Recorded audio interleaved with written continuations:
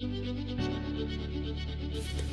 Impresario was established in the year 2010 with the vision to ignite an entrepreneurial spirit in the hearts of students of Amity School of Business. Since its inception, it has furthered the goal of Amity University to balance extracurricular activities with education. ESL Impresario not only nurtures young entrepreneurs but also prepares them to become successful industry leaders. Under the leadership of our director, Sir Professor Dr. J.K. Sharma, the ESL is one of the largest student run body of Amity School of Business and conducts numerous events throughout the year under the guidance of Dr. Nidhi Gupta and Dr. Jayashree Sapra. The most awaited event of the year is the week-long E-Week, which is the flagship event of Impresario. The E-Week consists of several unique and interesting events, ranging from thought-provoking summits to real-life industry simulations, and of course, the most anticipated e-mailer. The E-Week has grown over the years to become synonymous to Amity School of Business. The student fraternity comes together and truly celebrates entrepreneurship during the E-Week. The E-Cell has been a constant to student life in Amity School of Business and has helped them to recognize their true selves. Over the years, E-Cell has been run by a diverse group of students and has changed over time. However, it has remained true to its goal of always promoting entrepreneurship. Impresario has groomed students and has also witnessed them achieve their aspirations. ESL Impresario has and will continue its coveted task of being the torchbearer of entrepreneurship and innovation, inspiring students to realize their dreams.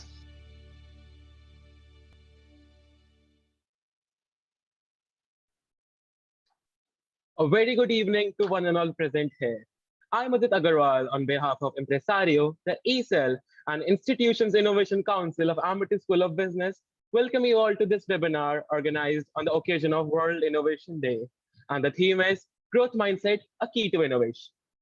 Amity is a leading educational group of India, which started as a dream of an extremely successful industrialist, our honorable founder president, Dr. Ashok Chauhan sir. And our Honorable Chancellor, Dr. Atul Chauhan sir's dynamic leadership has brought Amity on a global platform. Amity School of Business has been the flag bearer of inculcating industry exposure and practicality in its students.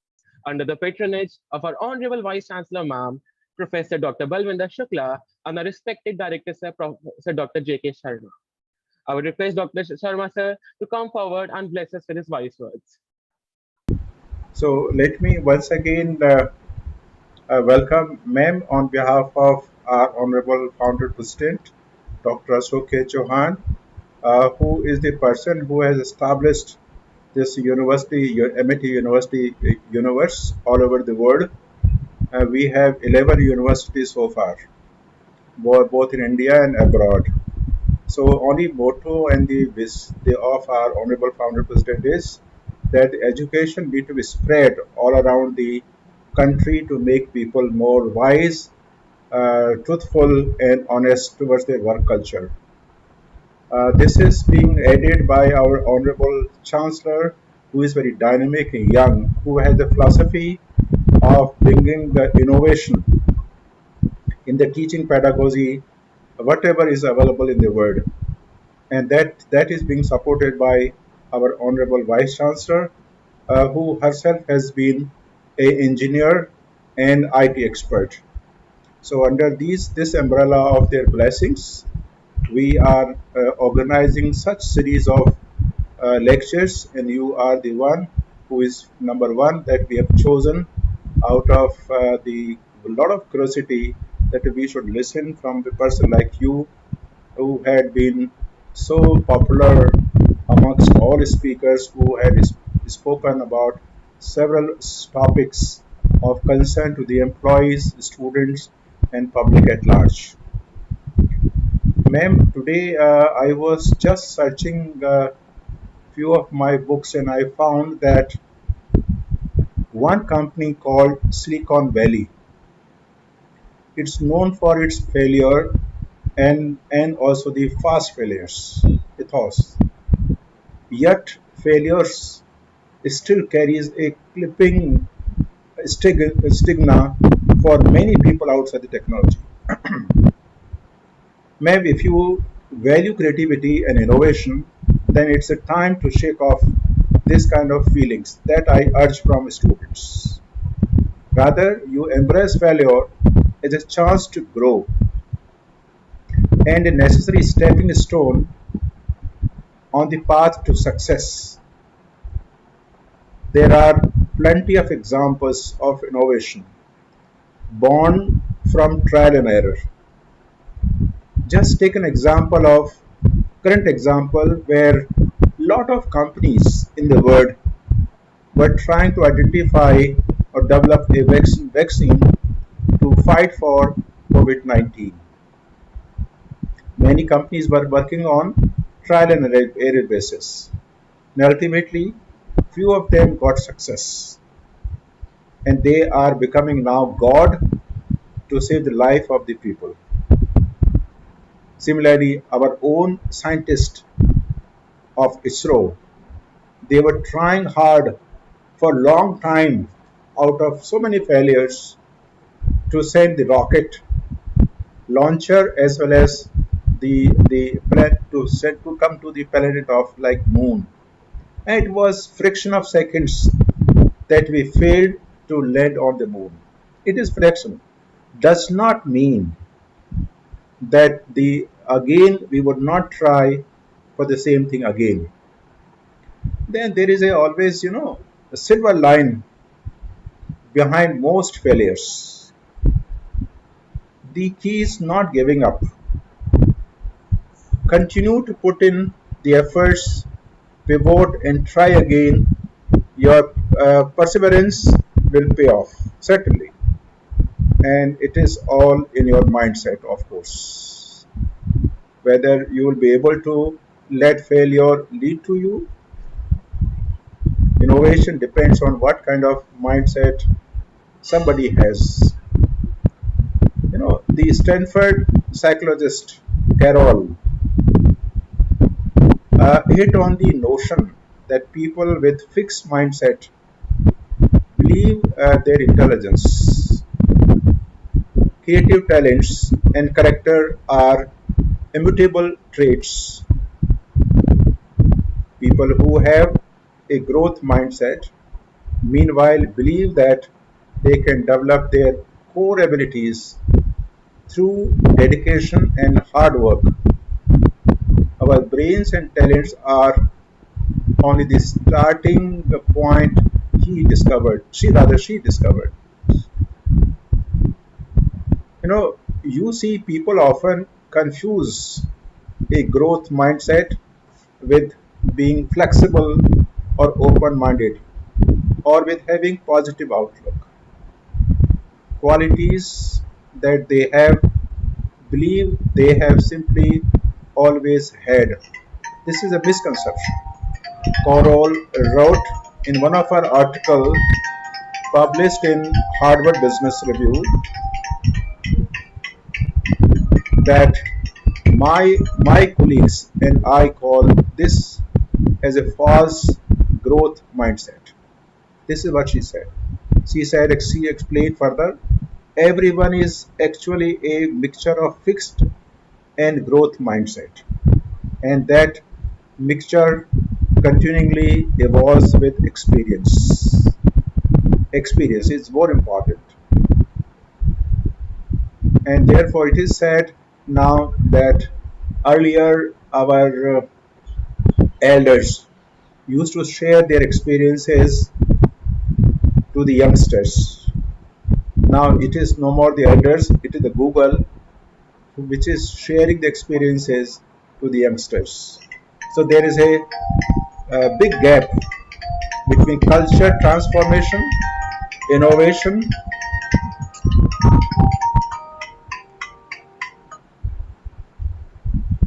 gap, and that gap need to be filled in through the person like you who had come here agreed to deliver a nice lecture on the topic of today. But it is not just people who need to become more accepting of their mistakes. Most organizations celebrate the people who pick up good ideas. They also reward the people who don't make any mistake. Martin, a professor of management, explained, he said, unless you make it as a norm, it is a one off. But if everybody is trying and failing, and any one failure is not that spectator, nobody is stopping to look at you, encouraging a growth and mindset is not necessarily a what is that? What I was saying? Encouraging a growth mindset is not necessarily a cut and dry process, ma'am. It takes constant efforts and careful attention to not only assess people behavior and their performance, but to also provide constructive feedback along with these assessments. For example, as noted in the Big Think article you must be aware of, in one of the experiments, the students were either told following a test, you must be smart at these problems, or you must have worked hard at these problems. Following this, the scores of students who were praised for their intelligence dropped in future tests, while the scores of students who were praised for their efforts increased. The students who were praised for their intelligence avoided further challenging tasks, while the students who were praised for their efforts proceeded for more challenging tasks. There is a difference. So this tendency has to be increased and motivated among the youngsters. Children who were told that they were smart ended up being more anxious about failures and began to attribute failures to their innate ability rather than a lack of efforts to learn. Or, as a big think tank article stated, praising people for their intelligence rather than their efforts can actually make people perform drastically worse over the time period. So, praising ability certainly gives anyone an out for failure to perform. Carroll further stated that I cannot do that. I am not smart or talented enough. Rather than I failed, but if I do some research or try a different approach, I bet I could succeed. This is what she said in her article while discovering the success of various PhD scholars over the writing of thesis within the time period of time. You know, it is the difference between finding new ways to succeed despite failure and simply closing off the possibility of improvement. So, therefore, learning new skills certainly encourages the application of different solutions or points of view to traditional work challenges. This can impact the ability to innovate by letting them look at old hat task in a different light mode. So this is the the we had reached in India especially. I have seen in my career of 45 years plus as a teacher of management the kind of innovation that has taken place since then when I passed out master's degree and now When I was doing my masters, there was not laptop, there was no desktop, there was no PowerPoint, nothing. Yes, there was started with pager, then smart mobile, then other, so innovation has taken a place rapidly in the education system also. So unless you would not try and innovate with a proper mindset, I think nothing is going to achieve by anyone in personal life as well as in professional also. So I believe today's lecture of yours would certainly induce a sense of motivation, encouragement, and thinking twice, thrice that where and how they should start in their own career and start thinking positively towards innovations. Thank you, ma'am. Thank you so much, sir, for your wise words. Impresario, the E-Cell of Amity School of Business, has been the guiding force of entrepreneurship for students since its inception and nurtures them to become not only thorough professionals but also good human beings with high values. Impresario has grown over years under the guidance and support of our faculty coordinators, Dr. Nidhi Gupta and Dr. Jayashree Sapra. So, to begin with the webinar, I would like to welcome the session chair for today, Professor Dr. J.K. Sharma, sir, and introduce our esteemed guest speaker, Dr. Divya Jaitly, founder and managing director of Forethought Corporate Communications and the Advanced Learning Institute. An entrepreneur since 2009, she has been a pioneer in bringing event management education into the country. With a doctorate in philosophy and leadership management, she has carved a niche for herself across industries. Regarded as Women of the Substance at Miss India Pageant 2002, she is also a successful TV anchor, columnist, and a live event presenter. Often seen on channels like Z and ESPN, she hosted the co-voted 47th International Film Festival of India and 2016 Rio Olympics live on Star Sports. As a philanthropist, she has conducted gender audits, capacity building initiatives, and set up resources centers in Rajasthan. It's really hard for me to describe experience spanning over 19 years in just words. So, to take you on a journey of different roles that Dr. Jaitley plays in various fields, here's a short video.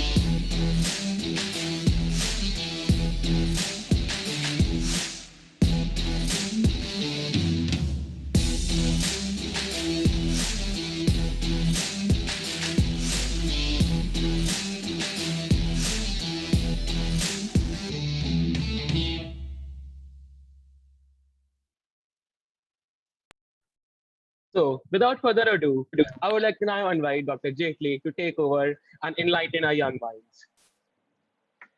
Thank you, Mudit. Give me a thumbs up that I'm audible to everybody here. Excellent. Yes, ma'am, you're very much audible. Thank you for that very gracious and an elaborate introduction. I'm humbled and I'm honored to be here with such a sizable audience. First of all, I'd like to thank the management committee of eCell Impresario. Professor Dr. Sharma, thank you so much for actually summarizing my entire talk so beautifully, how you delivered it in your welcome address, and giving the crux of what we are going to be addressing today. Uh, it has been inspiring for me to listen to you, and I hope I can pass on the same experience to the young minds who are here and who spared their time here to listen to me of what I have to say with my almost 20 years of experience. Innovation is key, and more so, we are realizing that in the post-pandemic era, pandemic is still going on. These are tough and challenging times to everybody. But we have pivoted, all businesses, all educational institutions. You talk about any strategy, you talk about any format of learning, any format of imparting education. Everybody has had to twist and turn their ways to make sure that we become more innovative in our ways of connecting with people, not just professionally, but also personally. So, innovation is at the heart of everything today. Even at home, I keep seeing so many of us posting innovative recipes. Have you realized the amount of time we have spent in the kitchen, young, irrespective of the generations, from youngsters who never wanted to get into the kitchen, help their mothers, all the way to the husbands who couldn't find time because of their high corporate jobs? They are helping their spouses, and vice versa. And it is a delight that innovation as an attribute has crept into every sphere of our life and helping us be a better version of ourselves every day. So, if you honestly have a look at it, until now, nobody's really done a survey. But if we do a survey of how many people would actually rate their upgraded versions. We are looking at upgraded technology launches. Apple launched just, yesterday and day before yesterday and few months back. Everybody's bringing in higher versions. What about our higher version?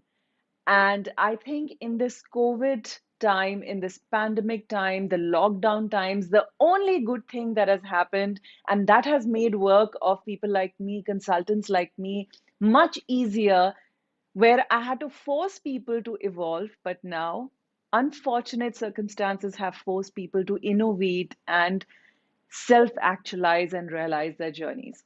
So, having said that, today, innovation is obviously at the heart of our discussion. I'll try and make it as interactive as I can through the few slides that I've built for all of you. I have made my content keeping in mind the young minds that I'm addressing today because you are our future. You will be stepping into a very new normal, so to say, corporate landscape in our country very soon. And I hope that these learnings and key insights will give you some roadmap and direction and guide you further as you step out into a very dynamic world, a constantly evolving and a changing world of today. So, if you may allow and share with me the hosting and presenting rights, I'd like to share my screen.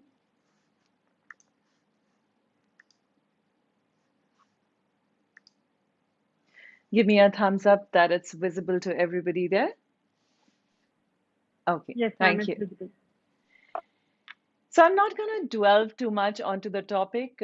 We've had, our apostle of strength who opened the entire session with his wisdom. With 45 years of experience, it's difficult to match that.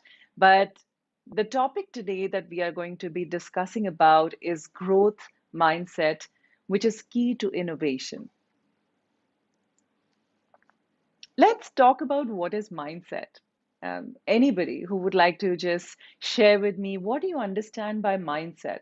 How do we create a mindset? It's such a commonly used word. Any inputs? Mom, I feel like it's the way we think. It's the way we interpret things. Right. Very nice. I like the usage of the word interpretation. Anybody else? What is a mindset? Okay, so very nice that how, in very simple terms, Mudit said it all, interpretation of things, and many ways we get influenced to interpret things, right? Our environment, our genetics, our mind makeup, our cognitive learning abilities. I'm sure Dr. Jayashree will agree with us that how much in today's times your cognitive learning influences your mindset. Am I right, ma'am? Right, ma'am. But students have also put up in the chat box question answer session, like they have answered, like by being open to learning, way you think. So they have put up these answers too. Excellent. All right. So let me on the side open the chat window as well so that I'm in touch. Just to put a few things in perspective, I'd like to address all the question and answers towards the end, if that's okay. I That's can see, fine, I ma'am. can No see, yes, problem. I can see. So Chirag is saying by being open to learning, the way you think. Rahul is mentioning absolutely right. All those answers are correct, and we've already understood in the opening talk of this session that there are two kinds of mindset: fixed mindset and growth mindset. So let me quickly deep dive into how these mindsets compare. And this is where I would like to for you to focus. What I did was I made sure that we have a comparison right there on our screens. So in a fixed mindset, we obviously are trying to avoid challenges. We are non-confrontal people.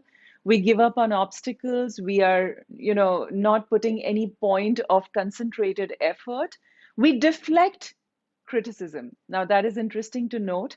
And we feel threatened with the success of others. Many a times we feel that other people's success, or we see something posted on social media and we don't really bother. We read it and we don't really bother to encourage them or write a comment for them. Guess what? That is a sign of a fixed mindset. Whereas growth mindset is making you embrace the challenges, and growth mindset is the need of the hour. Many people who were in our country, in our corporate landscape, in a professional scenario, were sticking to their fixed mindset, especially the baby boomers generation, who are the management teams in many organizations who take your interviews. Well, the Generation Z today realizes how we need a growth mindset, and we need to, work hard for our effort. We need to learn from criticism, and we also need to celebrate success of others. Celebrating success of others is very important, and it's the first sign that you're open to evolving your mindset.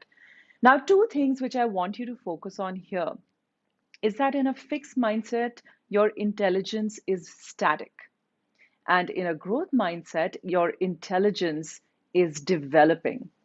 So we're talking about intelligence. Let's quickly take a look at what do we mean by intelligence. And this is only for your visual appeal and to grasp. And let me know if I've missed out on listing any other kinds of intelligence, right from your intrapersonal to interpersonal to existential, musical, naturalist. And these all kinds of intelligence are not from the pre-pandemic days. I've thrown out the theory and the learnings from the pre-pandemic days.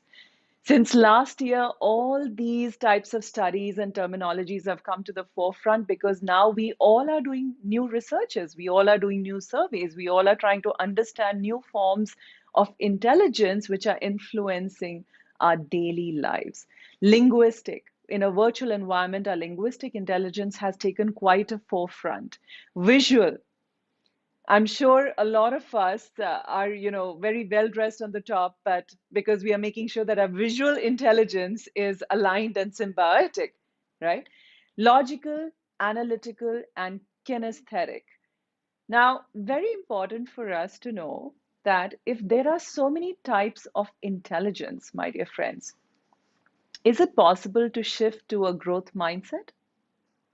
From a fixed to a growth mindset, keeping in mind all these intelligence factors that we own in our little brain, how can we actually do that? So for me, whenever we do sessions or whenever you meet me, you'll realize that I like to talk in acronyms, I like to talk in steps, I like to talk in keys, I like to talk in, let's make it quick to remember so that I know that with all the young minds that I'm addressing today, trust me, if I give you essays and long lectures, you will not remember. You'll get put off in the first 30 seconds, probably. But when I tell you to remember just 5 strategies, and these are 5 strategies that you need to memorize. First one, tell yourself a different story. So, which means this is also self affirmative. When I say self affirmative, that if you want to change your story and if you want to be perceived as someone that you wish to have a goal for example, if I'm Divya today and I think in my journey of evolution with 20 years of experience, I'm at version 9.1, guess what? I might have already carved a picture of a version 9.3, right? Now, when I draw that picture of Divya of a version 9.3, which is in my head, I start doing a reverse calculation and analysis as to how do I take few steps back and tell myself a different story which is going to connect the dots between the current story of persona that Divya carries and Divya's personal brand story, which would be 2 versions later. Similarly, for your organization that you work with, self affirmations really help you in telling yourself a very powerful and a different story. Set learning goals. Learning is the key, my dear friends. And very recently, one of my nephews, he said, I really had, how have you achieved so much, Didi? I've barely had any percentage in my board exams. I don't know what will happen to me. And I told him, I said, guess what? You'll be shocked how much percentage I had in my board exams. But percentages in your life is not a reflection of your learning goals. Your learning goals are very different from your qualifications, and you need to understand the difference in the two. Both of them are important.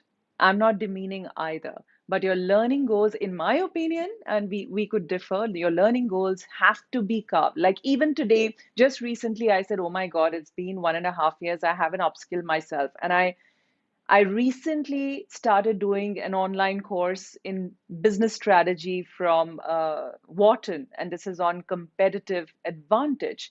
That how today we can pivot in business strategy, and I wanted to upskill as a consultant. So set your learning goals. It's very important. Capitalize on your failures. We heard a lot on failures, and I'm very glad that in the opening speech, we have learned about failures because I'm going to be touching upon a failure cycle, which is going to be key to all of your innovative mindset and innovation growth. Choose Goldilocks tasks. Now, this is your homework. Let me ask somebody, do you know what is the meaning of Goldilocks task? Anybody?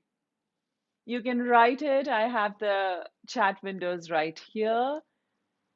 It's open here. What is the meaning of Goldilocks tasks? Or anybody can just talk to me. I'm hearing you. Okay. So this is your homework. Go look for what is Goldilocks tasks. And if I'm saying choose it, it is very important. Be consistent and flexible. Flexibility and adaptability is a key. Clockwise tasks, well, Vansh, I'm going to give you a partial credit for that, but you need to read up a little more on the Goldilocks task, right? So, 5 strategies which will help us, whichever kind of mindset we have, to shift to a growth mindset, which is the need of the hour, and it is at the center of developing an innovative mind. Most of you are going to be our future entrepreneurs. So remember that as an entrepreneur, innovation is going to be a synonymous word for you. Not just for your own personal brand, your own persona, your business, your personal life, because everything is linked. Today, in a world of digital transformation, we do not have distinctive barriers anymore, my dear friends.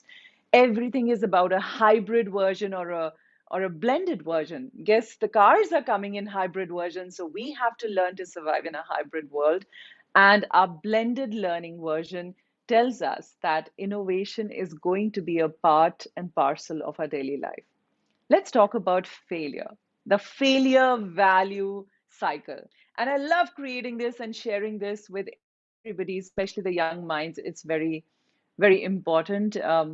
Chirag, thank you for reaffirming one of my statements: growing neither too fast nor too slow. Absolutely. And that is a very subjective definition for everybody, because fast and slow is very subjective, right? You decide your own pace and nobody's there to judge you. Well, today, thanks to COVID, judgments are all out of the window. So it's a judgment free world. This is a time for you to thrive. Coming back to failure savvy leaders, most of you might become entrepreneurs tomorrow. And we all know that entrepreneurship needs to have growth mindset and hence an innovative mindset and a bent of mind as well. But you have to understand you can be anywhere in the world. You could be working for an MNC, for a startup, or having your or owning your own startup. You have to remember that the real growth is in the 7 R's of the failure value cycle. You need to reflect, rebound, remember, respect, rehearse, recognize, and react. And what I've done is I've actually categorized these into the three: before, during, and after sort of a life cycle where you face a failure, because that becomes your biggest opportunity to become more innovative. So it's like it's like a flow chart. Remember in science, we always did flow charts. And your first flow chart begins your element that is going to fuse and react and give an interesting, combination and come up with a totally different alloy is that we need to have a growth mindset, which is flowing into your innovation, which is flowing into a failure savvy leader or a failure value cycle. So please remember that the more innovative you are, and this is completely my opinion, you can beg to differ with me. I think the most innovative leaders will be directly proportional to most failed leaders. And this is not the session, but let me tell you the amount of failures that I've had in my life, professionally and personally. How many times I've had to change my strategies to fit the need of the consumer, the client, the current times. How many times I've had to be flexible and adapt. But it all began with your mindset. Of course, resilience is key, but this is something that I really love to share with everybody, and I hope you remember this visual. Let's move forward to debacles of an ineffective mind.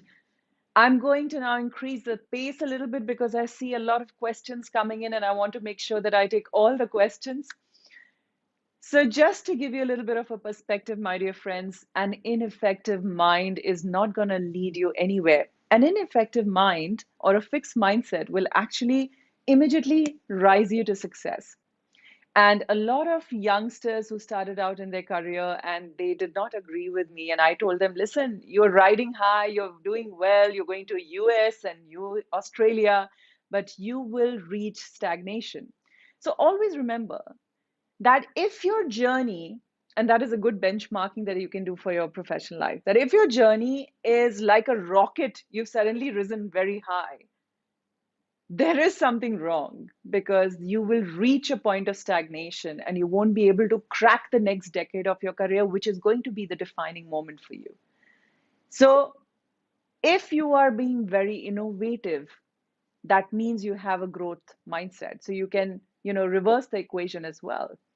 And if you have an effective mind, then you will also be surrounded by these attributes. So these are some keys to your effective mind, how to develop it. Once again, I'm going to tell you, or rather show you, that these are the debacles of an ineffective mind. And these are the keys to an effective mind. And let me tell you, everything here is about mindset, and everything here is about taking your mindset to the next level, which is definitely, I would say from my personal experience, I love analytics and my survey, 63% in your hand. It's not much, but it's something. 63% of evolving your mindset is in your hand. And before you say that, wow, we inherited this behavior, it's in our DNA, and we go about and do these tests and everything. I agree. I mean, I get tired of some of the genes which I don't like in myself and the way I behave because I've inherited, or my environment of growing up has brought me that mindset. But nevertheless, until I try to change the 63% in my life, I don't think I have a right to complain. Now, this is very important, and I would like all of your attention on this slide. This is the three C's model of success. I like to call the three C's easy for you to remember, my dear friends. And we all need defining moments of our life to change the course of our life and to take us to the next level of success. Now, when we talk about innovation, innovation always comes at some cost. There is always a price to pay. But with an innovative mindset, the true mark of success when you achieve that innovation coming through is your defining moment. And that I have summarized in this entire pictorial representation. So, your basic traits are these six traits, which I think are extremely important, which lead you to three C's: curiosity, creativity, and commitment, the three hallmarks of innovation. And these three hallmarks of innovation is what is going to not just give you a defining moment, but also lead you to entrepreneurial success. So towards the end, I'd like to, list out these very simple 5 steps. I always believe that a good orator and a good public speaker and a good, intellectual is one person who can bring the 35,000 feet stuff to absolutely 1,000 feet. And this is for you. This is 1,000 feet. We need to do these. There's no we the same things, the same 5 steps are camouflaged into big jargons that industry uses, into big, acronyms that the industry uses. But at the end of it, people do business with people, people connect with people. And that is where it is going to be your defining moment in the future. But for that, to attract that, follow these 5 steps to build an innovative mindset. Very simple. Step one is listen. We don't listen. The sad part is that today, in not just the companies, but in personal life, we have so many tools of communication, yet we do not listen. And it has to be a conscious effort to listen. Step two is defer. We are a very impulsive generation, all of you guys. And while it's good to be impulsive in some sense to enjoy the adrenaline gush, it is very important to defer some of your decisions. And when I say defer, defer it by manifesting your thoughts.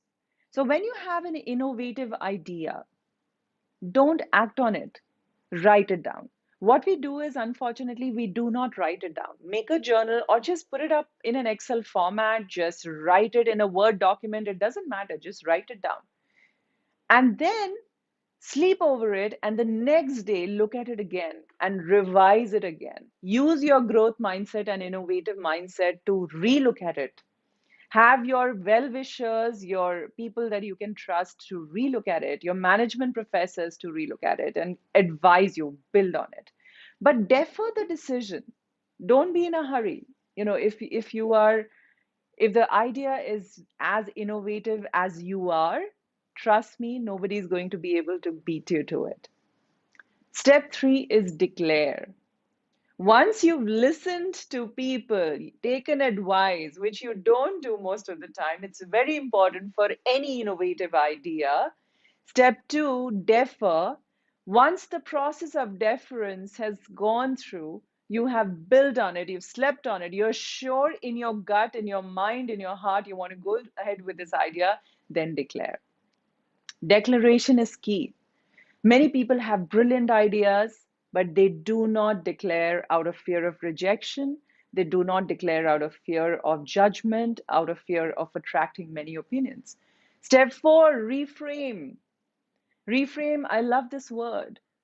You got to reframe. For example, when we have an old painting in the house, what do? Our mothers just change the frame, right? Now, innovative idea, let me also break this myth, not always is the most unique idea of the world. And I see there's this whole rush of people and youngsters. You could also have an existing idea that you are presenting or redoing in a most innovative way. But if you follow the process, if you make sure that you have a strategic approach to it, it is really going to help you reframe your project, your business plan, your life, as well as your professional success.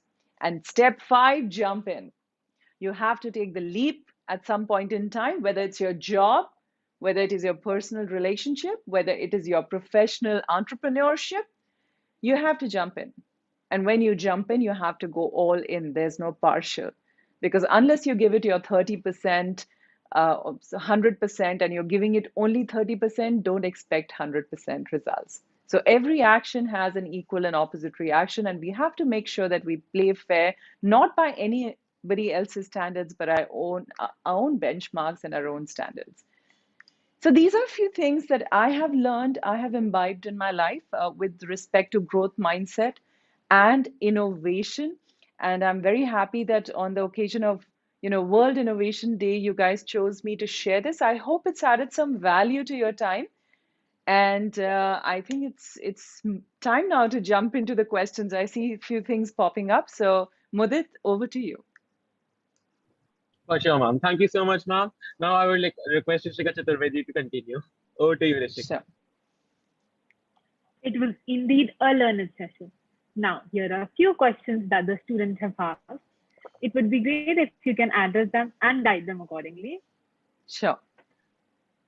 So, the first question is, throughout your journey, how did you view failure as it somehow relates to innovation?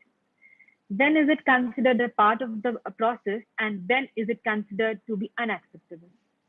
And who's asked that question? Ma'am, Is it's there a Gautam name? Luthra. Ma'am, it's Okay. Gautam. Gautam. Thank you, Gautam. I mean, it's the most difficult question because you're asking me for my failure when we are streaming live on YouTube. But let me be very honest and candid here and share this, which I have not shared in any interviews with any magazines. When I always wanted to be an entrepreneur. And in 2008, when I first tried to be an entrepreneur, I faced a lot of criticism for my idea. At that point in time, we had obviously many event management companies in the country, and event management industry that time was called the sunrise industry. It was really booming all the way from 2000 to 2010. That decade was a high rise for them. Uh, in 2008, I realized that I wanted to, and I was already juggling two jobs at that point in time. I was studying as well. My mother made sure that I don't leave my academics, but I was modeling after my Miss India. I was also consulting on marketing with one of the event companies based out of Bangalore. And at that point in time, I wanted to set up my own startup. This was on event management education in the country, where I saw a lot of scope and a lot of youngsters who were keen in this industry and were being misguided by smaller institutes in various cities where they were just using the glamour quotient to attract youngsters into this science. And that's when I said it's very important for people to understand and for youngsters to understand that this is a management subject. That's why it's called event management, not event science. And I was doing my MBA, and that's when I used a lot of my business management knowledge to, take it to UGC, take it to a UGC recognized university, tried to get my curriculum ratified, started offering by, diploma courses, and then graduated to degree courses. But the first time when I went to five universities, I remember they just rejected, and they were like, "What? You want to make event management into a degree course?" And I said, yes, I'm guaranteeing, jobs for these youngsters, but I want them to be formally educated. And this concept is something that we should add People think it's only a vocational career, but I think it can be a full-fledged career. It's an industry on its own. But that failure, when that happened, I came back every time. I remember the first three universities when they rejected me, that's when I started getting very disheartened. And I came back and I made this whole file on it. And I went back to my basics and I said, okay, business plan is one thing, but what is it that I'm missing? Because I know there is a need. I know it's going to fix a social, gap. I know it's going to fix a job gap. It's going to create social impact. It's youth oriented. Why is it that I'm not being able to convince universities out of it? And that's when I realized that I'm going to the universities and asking them to create a course, which also meant that they had to create content for it. And honestly, while they loved the idea, but they didn't know how. So I said, okay, I need to innovate curriculum for this. Because till then, I only had the business plan based on the concept. And that's when I started writing my entire curriculum for the bachelor's program and the master's program. It took me good 18, 19 months, non-stop work, but I used that as an opportunity. I took the open criticism. I went back. I, reframed my work. I did brainstorming. And after almost 2 years, when I then went to a university and I said, this is where it is, and this is where I need your support, and let's do, a tie-up, and let's start with diploma courses first. I have the curriculum ready. I think my meeting lasted with the vice chancellor of the university for just 15 minutes. And it was a win.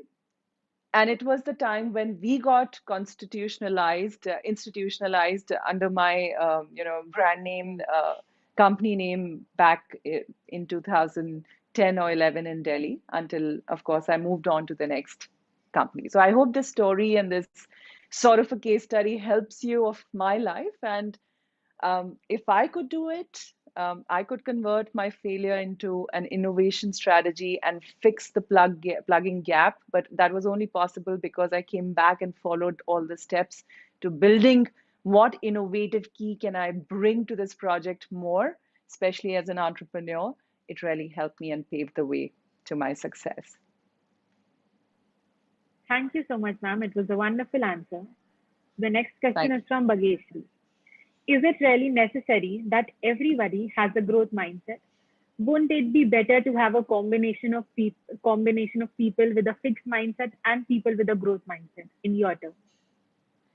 So, excellent question again. But if you are working in a corporate environment, and I'm going to give you both the perspectives, one when you're going to be an employee and one when you're going to be on let's say the entrepreneurial side, right, where you land up being the management and the owner, right? Now, mindset is a part of your culture, always remember. Now, in your organization, there's only space for one culture, one value chain that you can actually weave everybody with.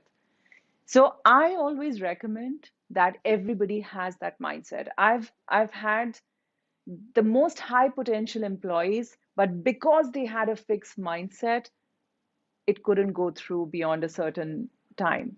And it was a lot of clashes between me and my team. I even lost a business partner last year because of this issue, because I believe in a growth mindset and I'm constantly evolving, whereas the person had a fixed mindset with global years of experience, right? But I couldn't really convince him. And our clients were suffering. So I feel that it is always good to have one sort of mindset. And until the pandemic hit us, I think we had a choice, to be very honest, in an offline online world, to have a choice of mindset in our companies and where we work or in our families. But after pandemic, the world has become so fluid. It's become such a VUCA world that you have to have one sort of mindset. And I think without a growth mindset, it's impossible for you to evolve, not just professionally, even personally. So that's my answer to that.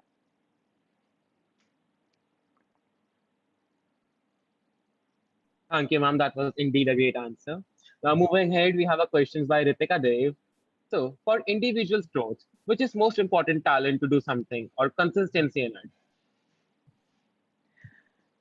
For individuals' growth, which is most important talent to do something or a consistency in it? I'm not Yes, clear ma'am. about the question, but what I'm deciphering of the question is that you're asking me which is the most important talent for personal growth. Yes, ma'am.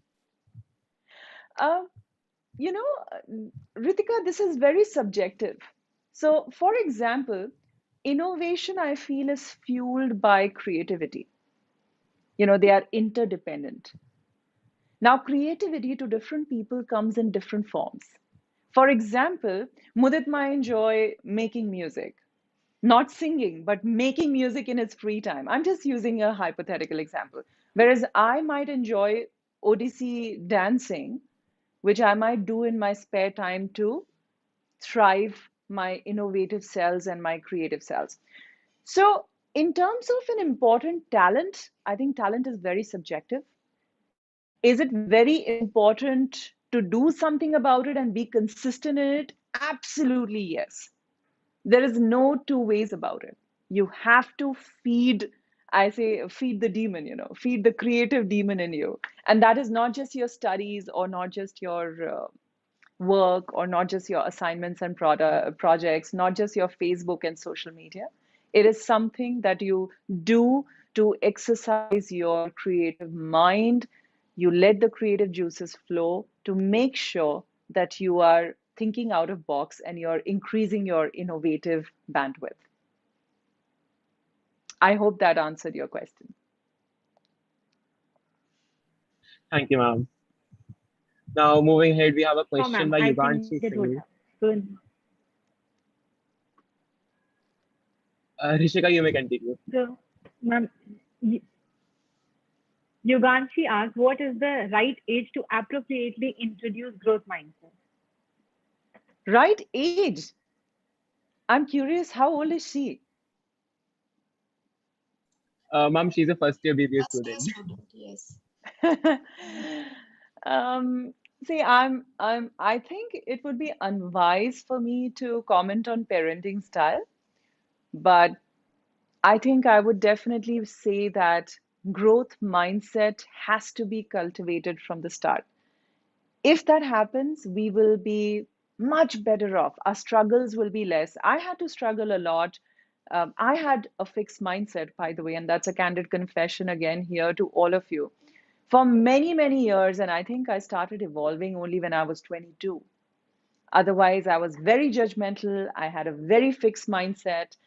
Being an entrepreneur did make me a lot humble because being a celebrity didn't make me humble at all. So I think entrepreneurship was a very defining moment in my life. It brought me down to Mother Earth from a celebrity and I also realized that it also acted as a catalyst for my growth mindset. But in my near and dear ones, I'm telling all my friends who have children to start today.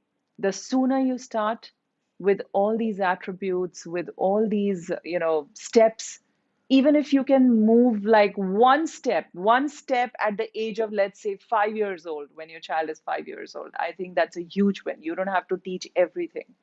But if you can fuel that, if you can be a change driver for that, trust me, we'll have very different mindsets in the upcoming generations. And I'm hoping that all of you guys will make that change when it's time for your next generations. Don't forget. So, so, ma'am, thank you. Now, the next question is from Ayushman. He asks, how do we not get afraid by other people's opinions? Other people's? Ma'am, Sorry, it says, how do we not get affected by other people's opinions? opinions. No, no, listen. There is a there is a great line of distinction between opinions and judgments. And everybody has opinions. And everybody should have opinions. So I feel, in my opinion, that opinions are the subset of having an individual identity. For example, what kind of eggs do you like is also an opinion. You'll be surprised that when till I was 20 years old, I had no food preferences. I didn't know what I liked in food. Every time my mother would ask me, what do you want to eat? And I would say anything or nothing. I had very simple answers. And I think Dr. Jayashree is smiling and she would agree because we've probably grown up in the same era. But it's very important to understand the distinction and let people's opinions feed your constructive criticism and filter it out. If you remember, I told you tell yourself a story. Now, when you've written a story for yourself 2 versions later, does that opinion come? You've heard the opinion, you come back. I like to do a lot of facts matching. You've heard the opinion, you come back, you open your story of what your persona is going to be. Does it fit into that story? If it does, great. If it doesn't fit into it, well, just, you know, kick it out. But that's why you have 2 years. That's why you have the listening capacity. Uh, Judgments for sure. I feel that we should not do it, and therefore we should not really pay heed to it. Opinions will come your way no matter what, but how much to retain, how much to use it as a development strategy, how much to use it to fuel your creativity. Now, remember, don't let opinions challenge you. That's where we are suffering. The moment you let opinions challenge you, you are out set to prove it, to wrong the opinion, and that's when it's a horrible cycle of course of events which is not very constructive for your life. So you have to understand that you don't have to prove it to anybody. Unfortunately, some of our parents also expect that we have to constantly prove ourselves to them. But you have to first realize that these opinions matter. You're going to take the opinions. That's why manifesting your thoughts is very important in a journal. Write it, write it. Do your SWOT analysis. I'm sure in your management school, you guys do the strengths analysis and the SWOT analysis. I do it on myself every 6 months at the rate that we are evolving. So if you do that, it will really help you define yourself and create your new versions and your new stories. And once you've created that, sift through all the opinions that come your way. And being affected or not is going to be your choice. That was a wonderful answer, ma'am. Now the Rishi, Welcome. next question is from, just hold on. You can take one or two questions because the time is also going to end, and then we can end so up. And ma'am, I there's think ma'am can answer them. Like they can personally mail. The mail ID is also there, right? Sure. right, ma'am. I think you can So take the question of Nipun. It's a very good question, like about creativity and innovation. The last question. right. Yeah. I think we can take two, So three ma'am, questions if that's okay. It's okay, You ma'am. choose. Yeah? Sure, Choose, sure. Rishika, quick. yes, Two, three ma'am. questions. So Nipun asked, we know that creativity and innovation is very important today. Can you give us some tips on how to improve creativity and bring innovation? But I thought I just covered that in my presentation. How to build innovation. It's a 5-step process. Is my slide still visible? Yeah, Yes, ma'am. Yes, We can ma'am, see it the is. thank you page. yes, ma'am, your strides are visible. Okay, quickly. Here it is, building an innovative mindset. So just work on this. It's very simple. Don't let the process get complicated. We, like I said, and for those of you who might have joined late, that we in corporate world love to use big jargons, and there is always a time and place for doing that. Management books love to teach you big jargons, but always remember that that's also an innovative mindset, and I have inculcated that. And if I can, so can you. Bring down 35,000 feet or 10,000 feet to absolutely. So it's like a challenge for me. How can I just bring it down to 1,000 feet? In normal, simple words, how can we understand it? Next question. Second last. So the next question is from Punya. He asked, what is false growth mindset? What is? False False mindset. growth mindset. False growth mindset. Wow. Are you reading Right. this from the Quora and you're coming back to me with the question?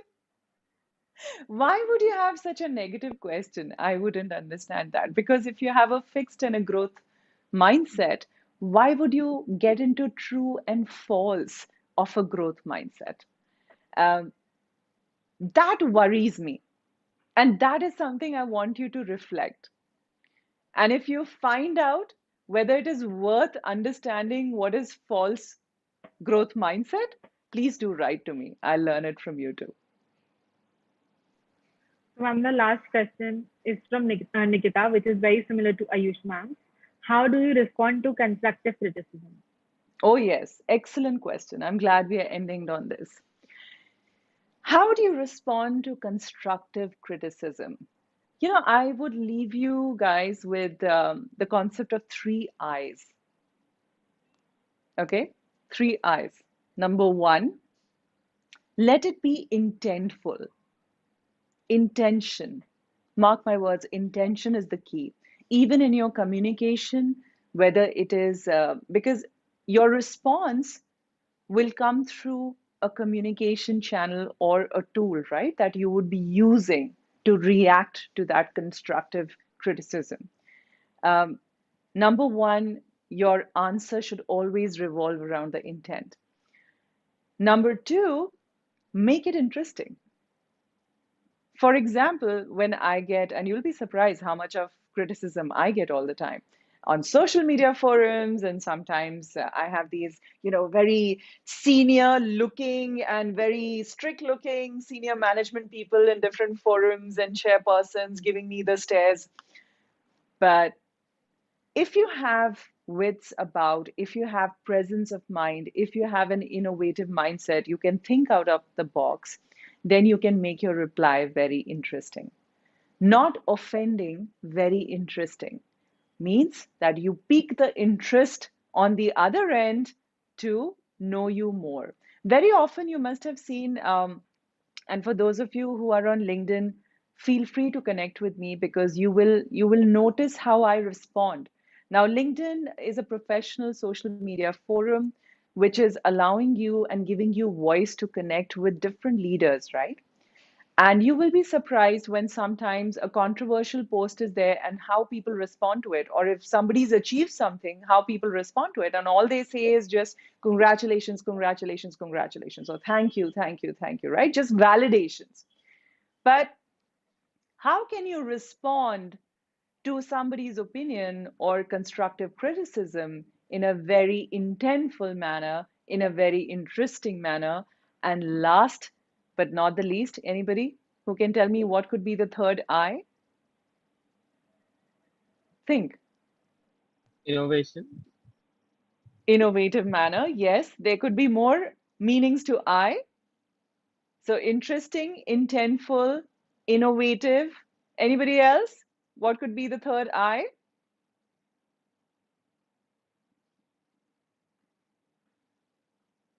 Insightful? Yeah, right? Right, ma'am. So, right. So I hope that helps you.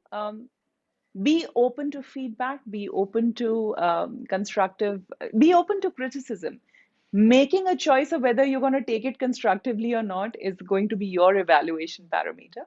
And when you're responding to it, if you don't understand anything, it's your professor, it's your job interviewer, you've been ticked off, you've been snubbed, just, say, that is a great feedback, sir and ma'am. I will work on it. Always be humble. If you don't understand, it is always best to be humble and say, I'll get back to you. Yeah.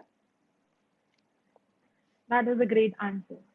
So thank you so much, Dr. Jaitly. All of us had different questions related to growth mindset, which were very well taken and answered.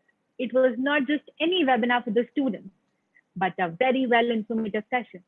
We initially started to discuss about how innovation has helped us not just in a specific field, but has been deeply included and helping in our daily life.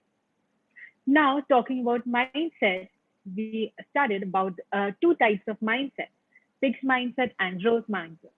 In fixed mindset, you informed us that we avoid challenges and how we do not put efforts, we deflect criticism. Whereas, on the other hand, when we have a growth mindset, we learn from criticism and we embrace the challenges and so on. Then, the way we discussed about different challenges of intelligence from interpersonal to intrapersonal and so on, ma'am covered it all. While talking of the different mindsets, Dr. Jaitly shared few extremely productive strategies to shift from fixed mindset to growth mindset. Now, talking of failure, ma'am, very well quoted. Too fast or too slow, you decide the speed. The more innovative you are, the more time you will experience failure. If, if you will have effective mind, you automatically have a growth mindset, which will lead to innovation. From the three C's model of success that explain the learning way to success to the way of building an innovative mind. She covered it all. Now, at last, but not the least, I would like to mention that this session was an apt concession to Dr. Jaitly's wise thought, which affirms achievers are the first believers. Thank you so much. And now I would like Mudit to take over. Thank you so much, Ishika, for briefing out the whole session. Now I will request the faculty coordinator for ESL, Dr. Jayashree Sapra, to come forward and say a few words. Thank you, Mudit. Yeah, thank you so much, ma'am. It was indeed a great pleasure having you here as a distinguished speaker for the topic growth mindset is the key to innovation. Indeed, this is a subject in which we all are deeply interested in, and you had given us a very insightful session. And I believe that everybody, and specifically thank you, like taking time out from your busy schedule and honoring us with your presence over here. So with this, I will definitely hand over the session to Bitus. I think Bitus will give a formal vote of thanks. Yes, ma'am. Thank you, ma'am. As Harry Golden famously said, the only thing that overcomes hard luck is hard work. So, with this spirit, I, Bitus Mohammed, on behalf of the complete team of Impresario, the entrepreneurship cell of Amity School of Business, would like to express my sincere gratitude to everyone present here for gracing this event with their genuine presence. With great sense of admiration, I'd like to thank our respected guest speaker, Dr. Divya Jaitly, founder and managing director, Forethought Corporate Communication and the Advanced Learning Institute, for taking out her valuable time and enlightening us with her exhaustive knowledge. Thank you, ma'am. Your gracious presence and delightful thoughts have surely helped us to broaden our horizon and provided a learning experience to all of us present here. Further, I would like to thank our respected director, Sir, Professor Dr. J.K. Sharma, for being the session chair for this webinar and also being a pillar of strength of Amity School of Business. I would also like to thank our faculty coordinators, Dr. Nidhi Gupta and Dr. Jayashree Sapra, for creating such great learning opportunities. Lastly, I would like to express my heartfelt gratitude to the faculty members and students for being a part of this extremely knowledgeable and memorable session. With this, we come to an end of another enlightening session by Impresario, the E-Cell of Amity School of Business. Thank you everyone for joining us today. Thank you, ma'am. Thank you. Thank you so much. Thank you, everyone. Thank you, ma'am. Thank you so much, ma'am, for joining us today. It was a pleasure to hear you today. We learned a lot and we genuinely loved the way you actually taught us so many things today. It was great to have you, and we would definitely love to have you again. And we would definitely love to learn more things from you, because that is the reason I think we all could learn a lot from you today. And we were so interested, and we were all there in the session throughout. We didn't lose any interest, like even for a second. Thank you so much for this beautiful session for us. Thank you so much, ma'am. Thank you. So many thank yous. You've just made my day. I hope you all have a great evening and you reflect on what we did so far. The journey has been amazing. It's been a pleasure. Stay connected.